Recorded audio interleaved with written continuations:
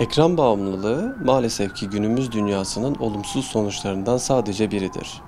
Çocukların enerjilerini yeteri kadar atabilecek ortamların yok edilmesi, yani yeşil alanların yok edilmesi, mahalle kültürünün kaybolması ve benzeri alanların tahrip edilmesiyle de çocuklar enerjilerini atabilecek mekan arayışı içerisinde olurlar.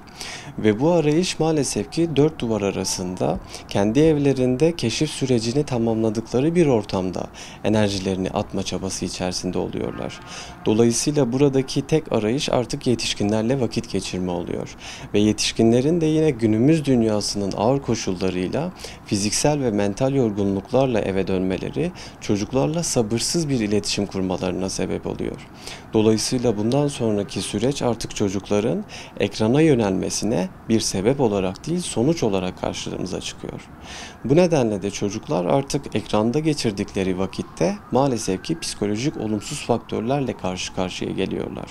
Dikkat eksikliği, uyku problemleri yaşaması, duygusal faktörlerin ortaya çıkması, inişler çıkışların olması, sosyalleşme becerilerinin zayıflamasına ve benzeri birçok problemle karşılaşmalarına sebep oluyor. Ebeveynlerin gerçekten bu konuda ciddi sorumluluk alması gerekiyor.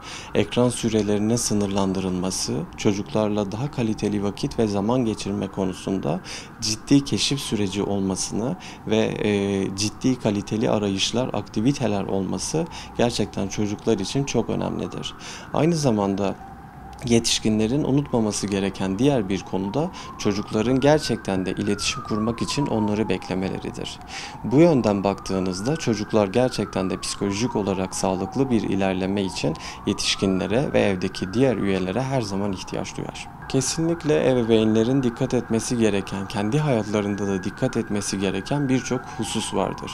Bu hususlardan en önemlisi iş, sosyalleşme, aile ilişkilerinin gerçekten farklı şeyler olduğunu hatırlamalarıdır. İş yerinde yaşadıkları stresi evdeki çocuklara ya da eşine ya da evin diğer üyelerine yansıttıklarında iş yerindeki stresi sadece eve de taşımış olmaz. Aynı zamanda iletişim problemleri ve ilişkilerini de bozar. Bu da tabii ki bu stresin seviyesini gittikçe arttırır ve şiddeti artık onun yaşamının her alanında olur. Dolayısıyla stres olduğu, kaygı duyduğu her neyse bunları tespit etmesi ve bunlara yönelik beceriler geliştirmesi ebeveynler için çok önemlidir. Aynı zamanda tabii ki uyku, dikkatli, kaliteli ve uyku çok önemli bir konudur ve dengeli beslenme, egzersiz yapmada yine stres ve kaygı seviyesinde ciddi bir gelişim sağlamalarına yol açar.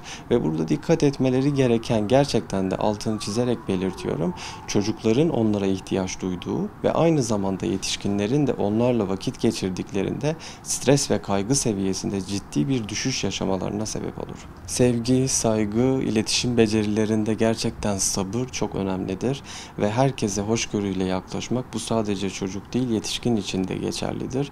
Hoşgörüyle yaklaşmak ve yaşadığınız zorluğun ne olursa olsun mutlaka geçici süreçlere tabi olduğunu unutmamak gerekir ve buna göre de yaşamak, buna göre yaşamını sürdürmek gereklidir. Sağlıklı toplumun oluşabilmesi gerçekten de bizlerin, hepimizin kolektif bir şekilde çalışmasıyla, kolektif bir şekilde birbirimize saygı, sevgi ve hoşgörüyle yaklaşmasıyla oluşur.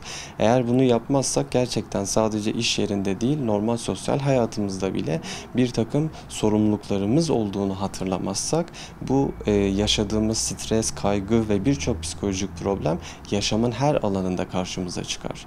Dolayısıyla bu sadece bireysel sorumluluk değil, toplumsal bir sorumluluktur ve bu sorumluluğun içerisindeki en önemli dinamik iyi olmaktır, sabırlı olmaktır. İletişim ve beceriksiz olduğumuz alanlarda gerçekten kendimizi geliştirecek becerileri bulmak bizim için olmazsa olmazdır.